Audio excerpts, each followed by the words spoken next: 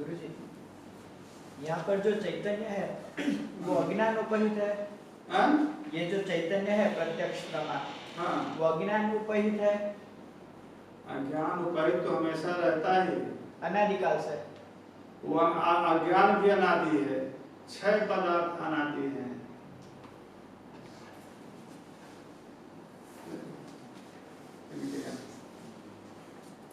जीव,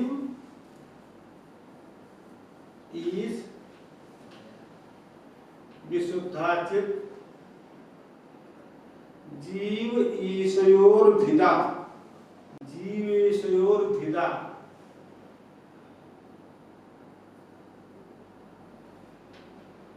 अविद्या, तच्चिता योगः,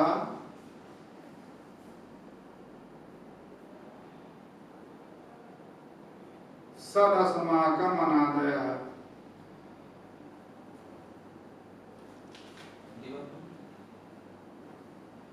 जीव ईश विशुद्धाचित, जीव ईशयोर्भिदा, ठीक है, अविद्या, तच्चिता योगः, सदस्माकम् अनादयः।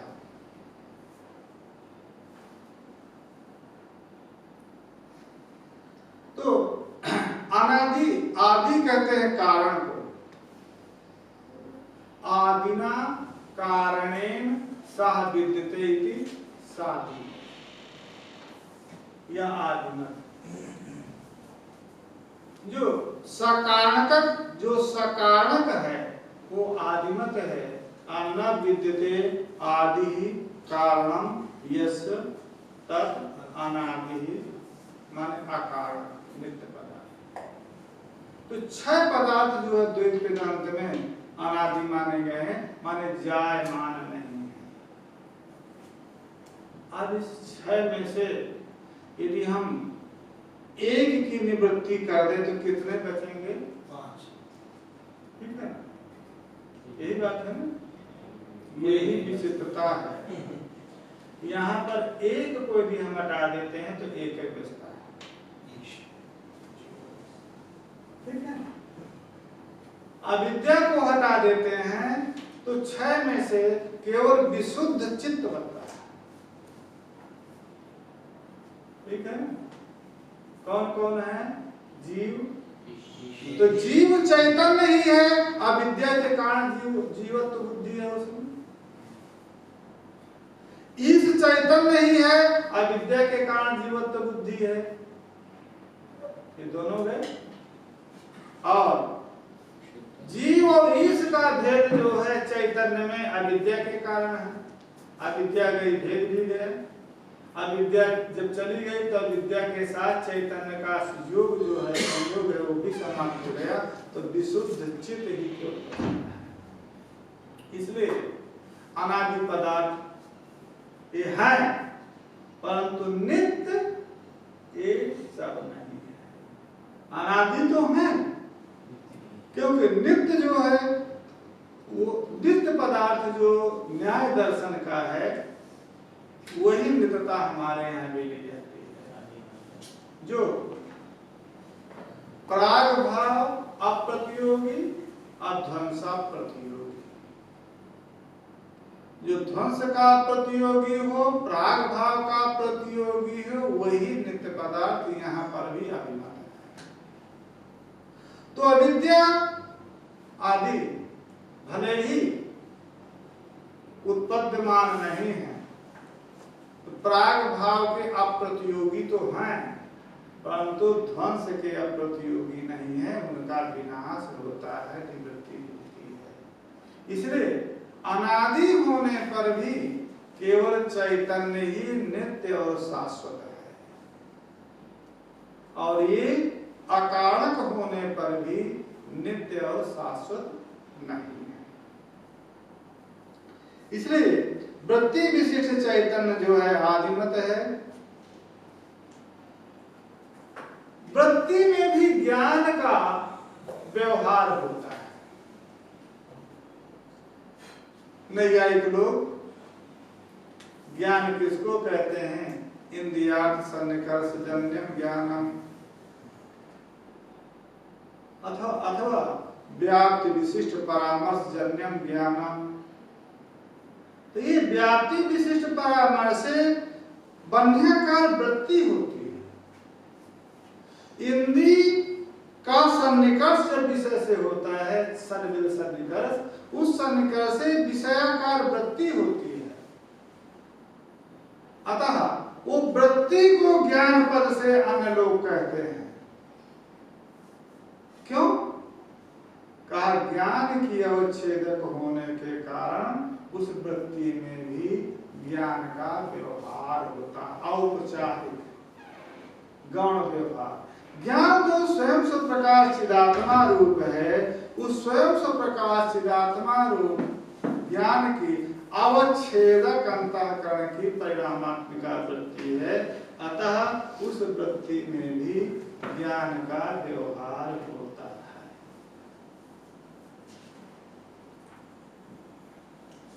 क्योंकि विवरण ग्रंथ है, प्रकाशात्मक टीका है, भगवत्पाद शंकराचार्य के भाष्य में पंचपालिका उन्हीं के शिष्य पद्मपादाचार्य ने किया, उसमें प्रकाशात्मयति ने विवरण टीका किया है। वो विवरणाचार्य के ग्रंथ के अंश को दे रहे हैं। अंतःकरण वृत्तौ ज्ञानत्वोपचारा। अंतःकरण वृत्ति में औपचारिक माने गौण ज्ञान का व्यवहार होता है। ठीक है, आगे समझ, क्योंकि यहीं से प्रश्न जो है पता लग गया। अब इनका प्रश्न है महाराज कि आप अंतःकरण का परिणाम वृत्ति कहते हैं, तो अंतःकरण का परिणाम कैसे? ये बात, क्योंकि अंतःकरण का परिणाम मन है, अंतःकरण का परिणाम बुद्धि है, भी है। तो अंतःकरण को पूर्व पक्षी मन के रूप में ले रहा है। ठीक है, हमारे यहाँ सिद्धांत में मन और बुद्धि अंतःकरण का परिणाम है।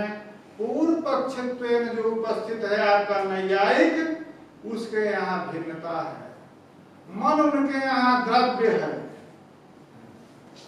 परमाणु रूप द्रव्य है, और जो बुद्धि है वो आत्मा का विशेष गुण है। जब इन्होंने अंतःकरण का परिणाम कहा तो वो विचलित हो गया।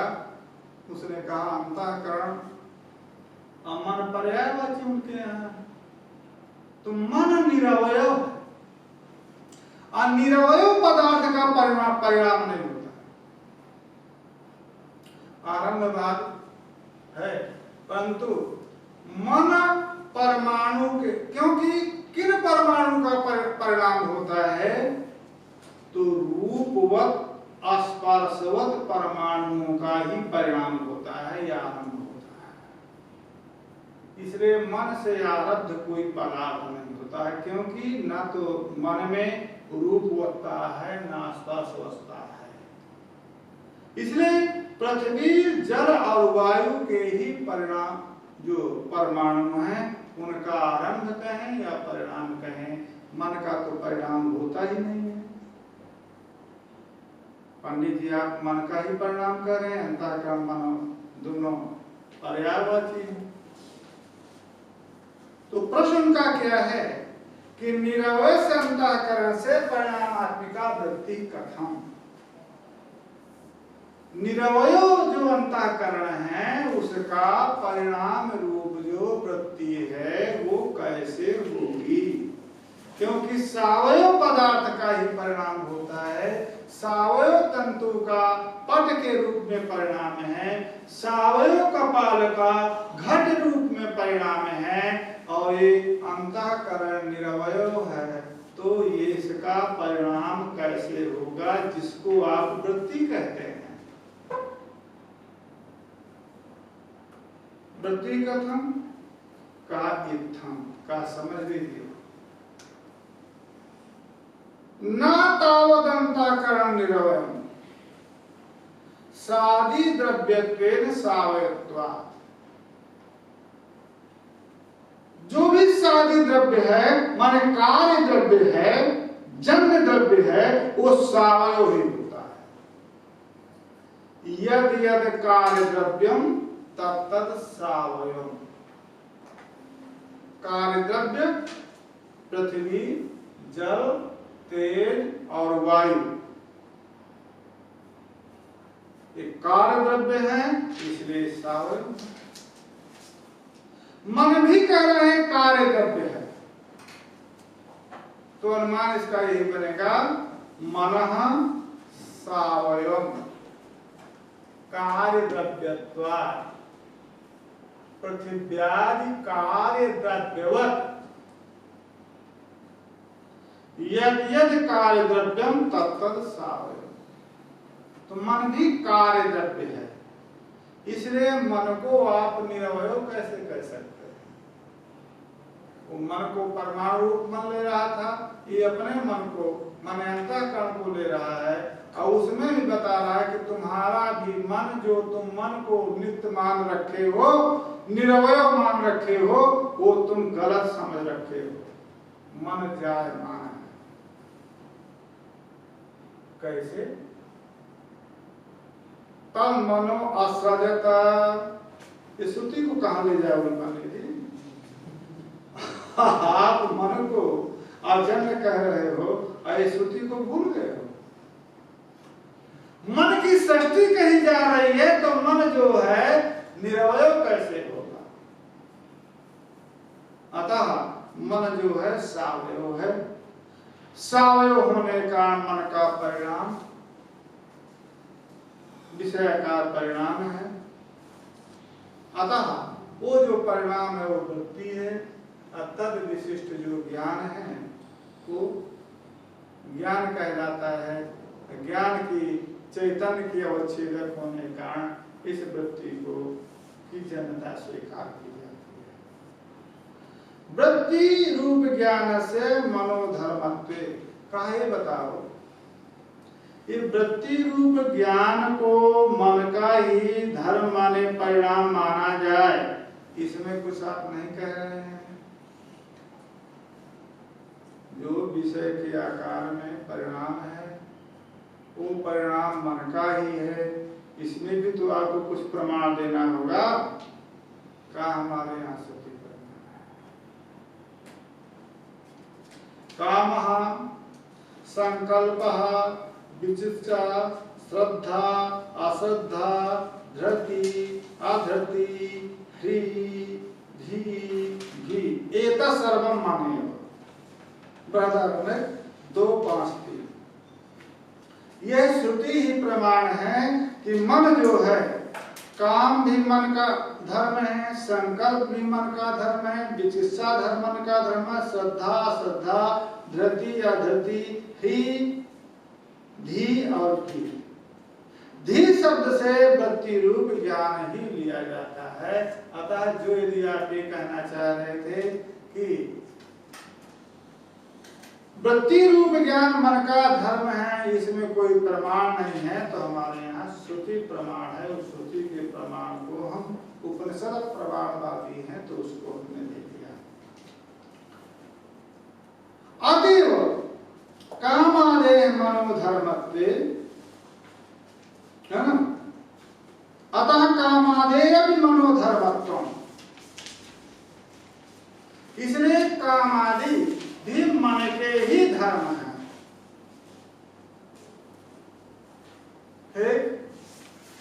पुनः प्रश्न हो गया कि काम संकल्प विकल्प श्रद्धा श्रद्धा सभी यदि मन के धर्म हैं, आत्मा के धर्म नहीं है, तो अहम इच्छामि कामयाम कामय अहम इच्छामि कैसे होगा? मम मनः इच्छत्यन होगा। कामना जो है, इच्छा यदि मन का परिणाम है, तो अहम पद से तो आत्मा बोध है, तो अहम इच्छामि, अहम जानामि, ये कैसे होगा? मम मनः जानाति, अहम संकल्पयामि, संकल्पयामि नहीं होगा, मन मनः संकल्पयति, क्योंकि जिसके धर्म में उसी का व्यवहार होना चाहिए। ठीक, अहम इच्छामि, अहम जानामि, अहम विभेमि, ये अनुभव में आत्मधर्मत्वावगाहन कैसे हो रहा है? जब ये मन के परिणाम है, तो जिसका परिणाम हो तब धर्मत्वावगाहन मन ज्ञान होना चाहिए, तब धर्म की प्रतीति होनी चाहिए। जब अहम का, आत्मा का ये परिणाम नहीं है, न्याय मत में जो अंतःकरण के परिणाम हैं, उनको उन्होंने आत्मा के विशेष गुण, यही वैशिष्ट है दर्शनों में कि चिंतन की धारा माने सकल विवेक हो जाने के बाद भी आत्मा और अंतःकरण का इतना तादात्म्य है कि वहां तक विवेक सभी दर्शनों ने नहीं किया। सबसे पहले हमारा सांख्य जो दर्शन है, उसने आत्मा और अनात्मा का विवेक सम्यक प्रकार से किया। उन्होंने प्रकृति के ही धर्म को, ज्ञान आदि को माना, पुरुष को निर्लेप माना, इसलिए उसको हंस कहा जाता है। और वेदांत दर्शन केवल आत्म तत्व को ही निरूपण करके प्रकट किया, इसलिए इसको पारमहंस शास्त्र कहा जाता है। न्याय दर्शन में आत्मा और अनात्मा का, अनात्म जो अंतःकरण है, उसका विवेक न होने के कारण अंतोगत्वा उस जो अंतःकरण के परिणाम थे, धर्म थे, उनको आत्मा के गुण मान करके वो चल दिए, क्योंकि वहां तक विवेक नहीं कर पाए। इसलिए अपनी दृष्टि से प्रश्न करो,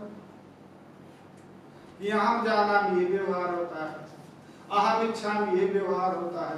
इसलिए इच्छा ज्ञान आदि आत्मा के ही धर्म रूप में, ज्ञान गुण रूप में धर्म मानना चाहिए, और अंतःकरण के धर्म नहीं मानना चाहिए। अब आप कह रहे हैं कि आत्मा के तो अंतःकरण के धर्म है, परिणाम है, तो ये जो ये अनुभव है, ये अनुभव विरोध होगा, उसका विवेचन कर रहे हैं कि देखिए ये जो व्यवहार है, उच्चते से इसका प्रतिपादन कर रहे हैं। ये जो व्यवहार है, अहम जानामि, अहम इच्छामि, अहम कामये, ये व्यवहार जो है औपाधिक व्यवहार है, अध्यस्त व्यवहार। दृष्टांत देंगे ऐसी बात। अंतःकरण का और आत्मा का अत्यंत अध्यास तात्विक तादात्म्य हो जाने के कारण अंतःकरण के धर्मों का आरोप आत्मा में हो जाता है। तो संकल्प है, इच्छा है, द्वेष है, प्रयत्न है, धर्म है, अधर्म, ये सब अंतःकरण के परिणाम है। और उस अंतःकरण का अत्यंत तादात्म्य जब आत्मा के साथ हो जाता है, तो वो अंतःकरण के धर्म आत्मधर्मत्वेन गृहीत होने लगते हैं। कैसे? तो दृष्टांत दे रहे हैं। जैसे लोह का पिंड, लोह पिंड है, और लोह पिंड में जब अग्नि का आधान हो जाता है, अग्नि आरूढ़ हो जाती है, तो व्यवहार क्या होता है? आयोदहति। तो दग्धित्व रूप धर्म, दग्धा अग्नि है, दग्धित्व रूप धर्म अग्नि का है।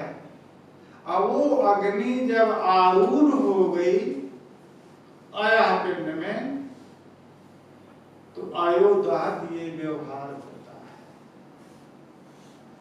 उसी प्रकार से अंतःकरण का तादात्म्य जब आत्मा के साथ हो जाता है तो आत्मा के जो धर्म हैं वो अंतःकरण के जो धर्म हैं वो आत्मधर्मत्वेन प्रतीत होने लगते हैं। आया पिंडस्य दग्धित्वाभावेति, आय पिंड में दग्धित्व धर्म नहीं है। दग्धित्व धर्म दग्धा जो बनी है उसमें है, तो दग्धित्व धर्म तो नहीं है, परंतु दग्धित्व धर्म का आश्रय भूत जो बन्ही है उस बन्ही के साथ तादात्म्य अंतःकरण उसका आया पिंड का हो जाने के कारण जिस प्रकार से आयोदाहतीय व्यवहार होता है उसी प्रकार से अंतःकरण का अत्यंत तादात्म्य आत्मा के साथ हो जाने पर अंतःकरण के धर्मों की प्रतीति आत्मा में हो जाती है। तो अहम जानामि, अहम इच्छामि, अहम कामये ये व्यवहार होता है। तथा सुखाद्याकार परिणामी जो अंतःकरण का ऐक्याध्यास हो जाने के कारण सुख रूप में दुख रूप में जो परिणित अंतःकरण है, सुख दुख सब अंतःकरण के ही परिणाम है। जो भी आत्मा के गुण है वो अंतःकरण का ही परिणाम है। उनका ऐक्य हो जाने के कारण अहम सुखी अहम दुखी ये व्यवहार होता है। हो गया ये? आगे बात ये आ रही है कि जब अंतःकरण का परिणाम कहेंगे, दूसरा प्रश्न में किया अंतःकरण का परिणाम कहेंगे तो इनकी तो प्रत्यक्ष प्रतीति होती है। सुख दुख जो है अंतःकरण का परिणाम कहते हैं, असुख दुख की प्रतीति होती है। फिर अपना ही प्रश्न उन्होंने उपस्थापित कर दिया। अंतःकरण मन है, इंद्रिय है, इंद्रिय अतीन्द्रिय होता है, माने इंद्रिय का प्रत्यक्ष नहीं होता है, इंद्रिय अनुमेय होती है।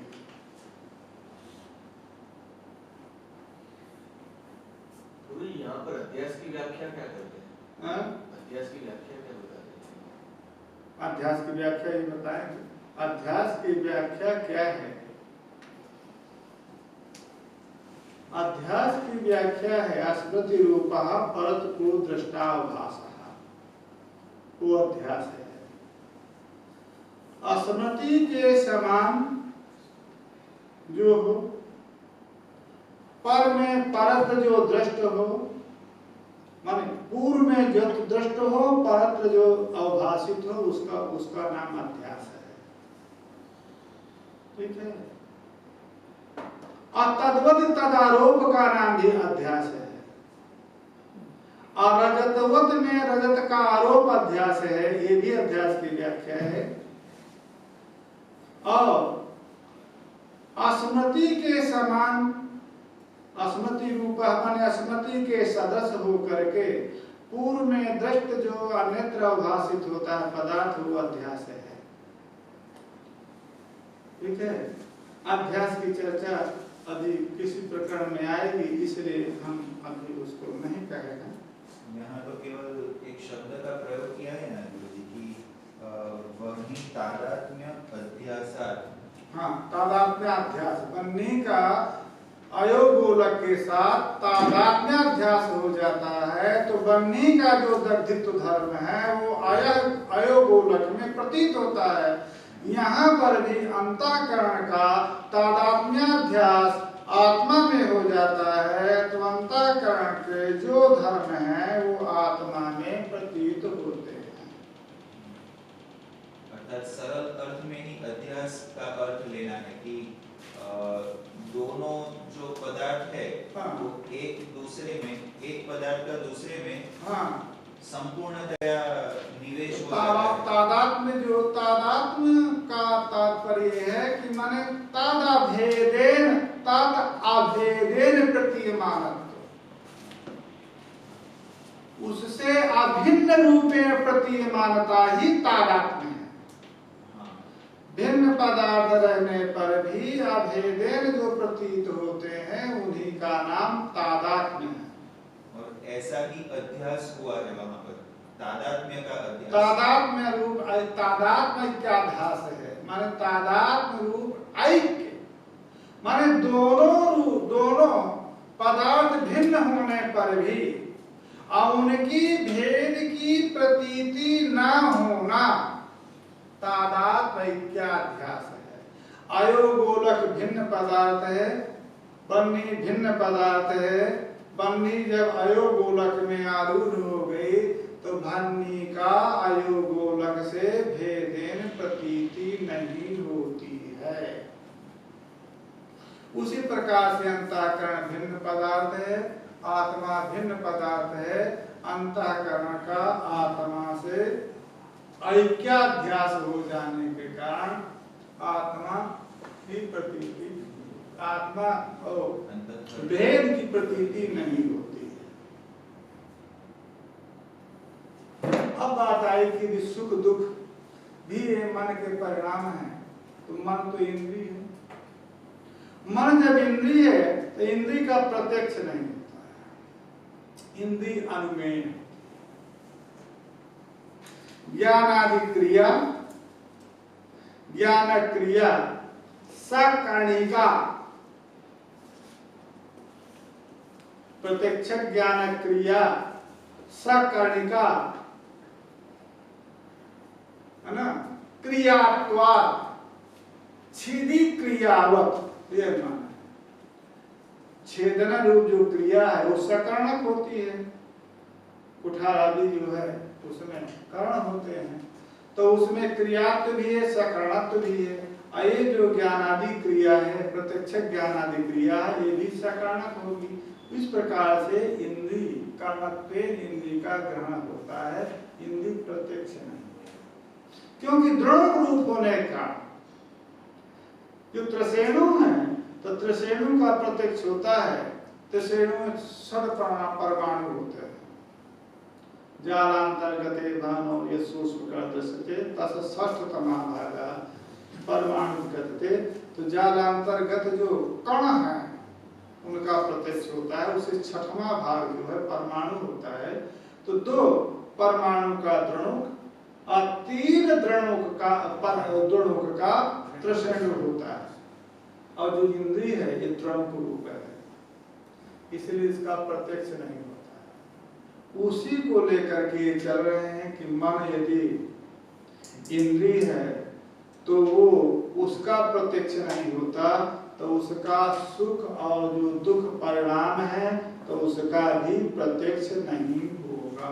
ये उनका प्रश्न है। यहाँ से खंडन करेंगे कि मन जो है इंद्रिय नहीं है, इन्हीं का जो सिद्धांत है। वेदांत दर्शन में मन को इंद्रिय माना है, परंतु ये जब अपने लक्षण इन्होंने ऐसा किया तो फंस गए, तो मन के इंद्रियत्व का खंडन कर दिया। मन यदि इंद्रिय है तो उसका प्रत्यक्ष नहीं है, तो उसके परिणाम सुख दुख का प्रत्यक्ष नहीं है। कहां से आप कह रहे हैं कि मन इंद्रिय है? मन तो इंद्रिय है ही न तावदंताकरणम इंद्रियम, अंतःकरण पद से कहेंगे, वो मन पद से कह रहे हैं, पर्याय तो चल रहा है। अंतःकरण इंद्रिय है, इसमें न किमतिमानम, आप कोई प्रमाण दीजिए कि अंतःकरण इंद्रिय है। कहा कि जो स्मृति है, गीता वाक्य है, मन षष्ठान इंद्रियाणि, मन है छठवां इंद्रिया, इंद्रियां पूर्ण सर्वनाम पूर्ण, तो मन है छठवीं इंद्री, ये कहा गया है। मनः षष्ठानि इंद्रियाणि मनः षष्ठम एषां तानि इंद्रियाणि। मन है छठवां जिसमें ऐसी इंद्रियां हैं। कहा ये जो षष्ठ जो संख्या है, छठवीं संख्या की पूर्ति मन के द्वारा की गई है गीता वचन में, इसलिए मन को भी इंद्री कहना होगा।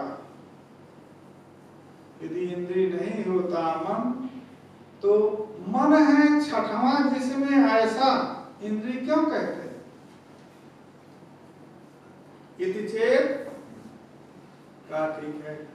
अनिंद्रियेणापि मनसा षष्ठ संख्या पूर्ण दर्शनात् संख्या पूर्ण अविरोधा। कहा मन को यदि इंद्री नहीं भी माने तब भी इंद्री की जो षष्ठ संख्या है उस षष्ठ संख्या के पूर्ति में विरोध नहीं है। कहा ये कैसे? कहा ऐसी बात नहीं है कि इंद्री के द्वारा ही इंद्री की षष्ठ संख्या की पूर्ति कही जाए। यदि इसी प्रकार का आप वचन लेते हैं, षष्ठ संख्या पूर्ति के कारण इंद्री को आप मन को यदि इंद्री मानते हैं, तो अन्य भी वचन है। कौन सा? न इंद्रियगत संख्या पूर्ण इंद्रिय महा। इंद्रियगत जो सब संख्या की पूर्ति है वो इंद्री से ही हो, ऐसा नियम, ऐसी व्याप्ति नहीं है। क्यों? तो मीमांसा का वाक्य दे रहे हैं, यजमान पंचमाः इदाम भक्षयन्ति। ठीक है, तो अरित्विज चार है, होता, उद्गाता, अध्वर्यु और ग्रहणा, और पांचवा यजमान है। तो यजमानः पंचमः एषां ते इदाम भक्षयन्ति। यजमान है पांचवा जिसमें वो ईडा का भक्षण करे। तो यहां पर ऋत्विकगत पंचत्व संख्या और ऋत्विक जो यजमान है उसके द्वारा पूर्ति की जा रही है। तो समान धर्म के द्वारा ही समान धर्म पदार्थ की संख्या की पूर्ति हो, ये तो नियम नहीं हुआ। आप इसी के कारण आप मन को इंद्रिय मान रहे थे कि मन की जो षष्ठ संख्या है वो मन इंद्रिय की जो षष्ठ संख्या है वो मन के द्वारा पूर्ति होती है, तो ये तो नियम आपका भंग हो गया। ऋत्विज की जो पंचत्व संख्या है वो पंचत्व संख्या की पूर्ति अऋत्विज के द्वारा पूर्ति की जा रही है। ये तो नियम नहीं हुआ कि इंद्रिय की षष्ठ संख्या जो है इंद्रिय से ही हित की जाए। एक हो गए। स्मृति वाक्य में आप प्रमाण दिया था, वेदान अध्यापयामास महाभारत पंचमान। महाभारतम पंचमा यस्मिन् तम वेदम अध्यापयामास। महाभारत पंचम है जिसमें ऐसा वेद का अध्ययन किया। तो महाभारत तो वेद नहीं। तो वेदगत पंचत्व संख्या यदि अवेद महाभारत से पूर्ण की जाती है और ऋत्विजगत जो पंचत्व संख्या और ऋत्विज यजमान से पूर्ति की जाती है, तो यहाँ पर भी मन जो इंद्रिय मन के द्वारा भी इंद्रिय की सब संख्या पूर्ति की जाती है। अतः मन इंद्रिय नहीं है। मन यदि इंद्रिय होता तो ये बात आती कि मन का परिणाम भूत जो सुख है दुख है उसका प्रत्यक्ष नहीं होता। ये हो गया। इसके बाद प्रबल प्रमाण देते हैं कि इंद्रिय से भिन्न मन है। इंद्रियेभ्यः परायर्था अर्थेभ्यस्य परम मनः। अब बताइए इसमें क्या करेंगे? यहाँ तो साफ बड़ी स्पष्टतया इंद्रियों से परे मन है और मन से परे अर्थ है और अर्थ से परे मन है। अब क्या करिए? इंद्रिय यदि मन होता तो इंद्रियभ्यः परायर्थ हो गए और अर्थेभ्यः परम मनः, मन को अलग से नहीं कहते, इसलिए मन इंद्रिय नहीं है। इत्यादि श्रुत्या मन का इंद्रियत्व इत्यादि श्रुत्या मनसो अनिंद्रियत्व अवगमा, मन इंद्रिय नहीं है ऐसी अवगति होती है। इसलिए ये आप नहीं कह सकते हैं कि मन इंद्रिय है तो उसका प्रत्यक्ष नहीं होगा, तो उसके परिणामभूत सुख दुख का प्रत्यक्ष नहीं होगा। फिर दूसरा प्रश्न कहते हैं कि बहुत अच्छा है, आपने मन को इंद्रिय नहीं माना, तो जब मन को आप इंद्रिय नहीं मानेंगे तो मानस प्रत्यक्ष आत्मा का और सुख दुख का होता है, उसका प्रत्यक्ष कैसे होगा? मन तो इंद्रिय है नहीं, सुख दुख का जो प्रत्यक्ष है वो सुख दुख का प्रत्यक्ष बाह्य इंद्रियों से होता नहीं है, तो उसका प्रत्यक्ष कैसे? ये उनका प्रश्न है। न चैव मनसो अनिंद्रियत्वे सुखादि प्रत्यक्षस्य साक्षात्कारत्वं न स्यात् इंद्रियाजन्यत्वात् इति वाच्यम्। कहा यदि मन इंद्रिय नहीं है, आपने मन के इंद्रियत्व का निराश कर दिया, तो सुखादि जो प्रत्यक्ष है उसमें साक्षात्कारत्व व्यवहार है, क्योंकि साक्षात्कारत्व व्यवहार इंद्रिय जन्य में ही होता है और सुख दुख विषयक जो प्रत्यक्ष है वो इंद्रिय जन्य नहीं हुआ, तो उसमें साक्षात्कारत्व व्यवहार कैसे आप करेंगे? यहां तक प्रश्न है। उत्तर में दे रहे हैं नहीं इंद्रिय जन्यत्वेन ज्ञानत साक्षात्वम, इंद्रिय जन्य होने के कारण ज्ञान को साक्षात कहा जाए, प्रत्यक्ष कहा जाए, इंद्रिय जन्य तो साक्षात में प्रयोजक नहीं। क्यों? कहा इंद्रिय जन्य तो साक्षात में प्रयोजक मानेंगे तो अनुमिति में भी अतिव्याप्ति हो जाएगी। कैसे? सुनिए, व्याप्ति ज्ञान, व्याप्ति ज्ञान के उत्तर में जब धूम दर्शन होता है तो व्याप्ति का स्मरण होता है ना? अयम धूमः बन्ही व्याप्यः, माने बन्ही निरूपित व्याप्ति विशिष्टः। तदुत्तर काल में ज्ञान होता है बन्ही व्याप्य धूमवान अयम पर्वतः, ये परामर्श होता है। ये परामर्श जो है मानस है, मना व्यापार है, तो मानस तदुत्तर काल में अनुमिति हो जाती है, अयम पर्वतः बन्हीवान।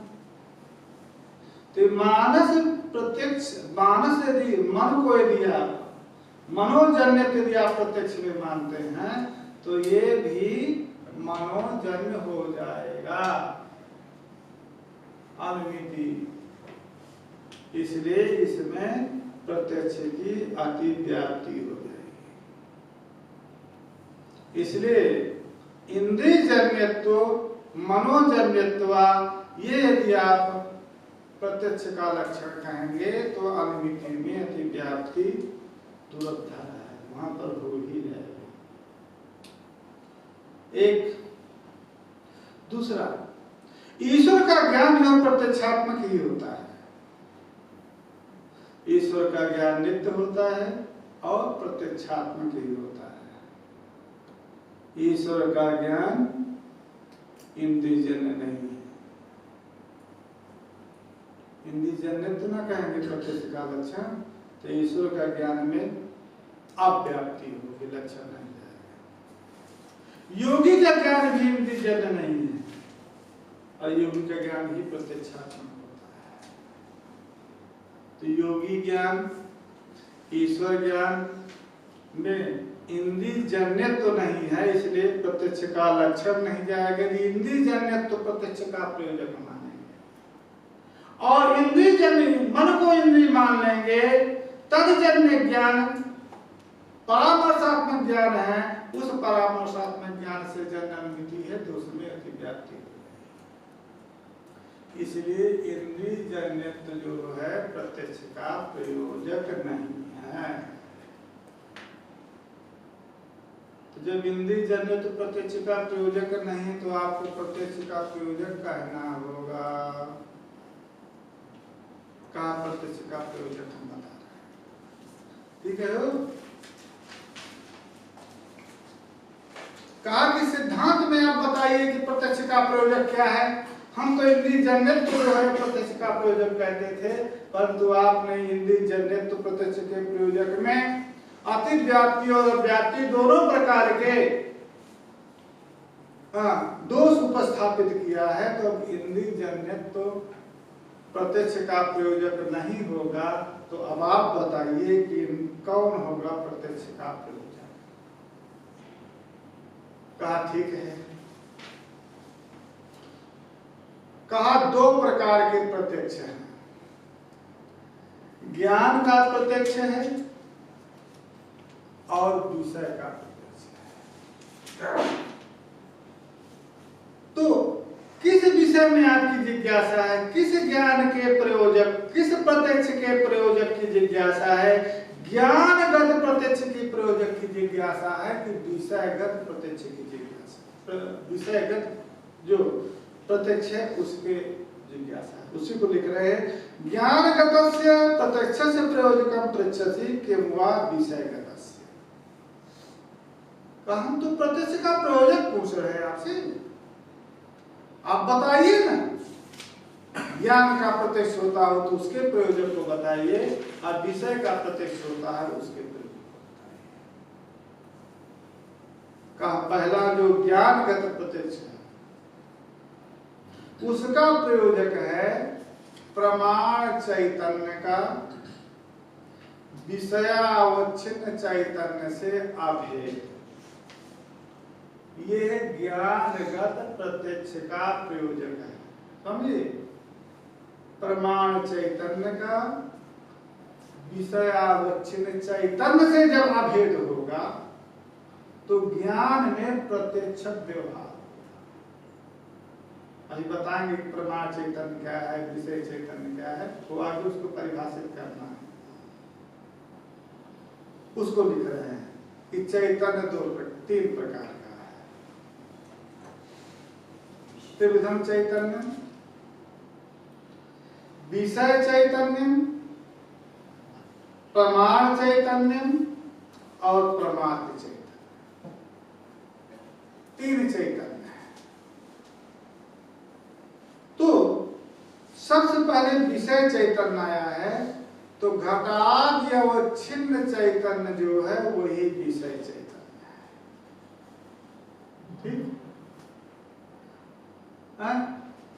और अंतःकरण जो वृत्ति है माने परिणाम है, तद अवच्छिन्न चैतन्य जो है वो प्रमाण चैतन्य है। और अंतःकरण अवच्छिन्न चैतन्य जो है प्रमात्री चैतन्य है, ठीक है।